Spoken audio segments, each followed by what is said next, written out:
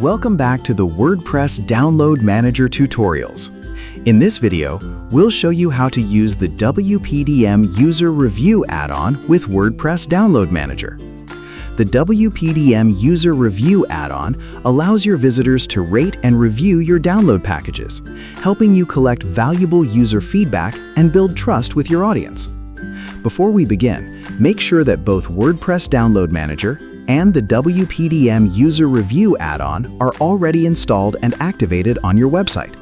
Now, let's get started. Let's open a package details page. As you can see, the User Review add-on automatically adds a complete review section, including a review form, to the package download page. Let's submit a review for this package. First, enter your name and email address. Next, select a rating. Now, add a review title, followed by a brief description. Once everything is filled in, click the Submit Review button. You'll now see a confirmation message informing you that your review is waiting for administrator approval. Whenever a visitor submits a review, the site administrator receives an email notification. To manage submitted reviews, go to the Reviews menu and click All Reviews. Newly submitted reviews are saved with a pending status until they're approved. Let's open this pending review by clicking the Edit button. Here you can see the review details, including the reviewer's information, rating, review title, and description. If you approve of the review, simply click Publish. Otherwise, you can leave it as pending or delete it if necessary. Let's publish this review. Now let's return to the package details page.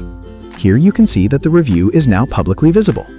The package also displays the average rating based on user reviews, making it easier for visitors to evaluate the download before downloading it.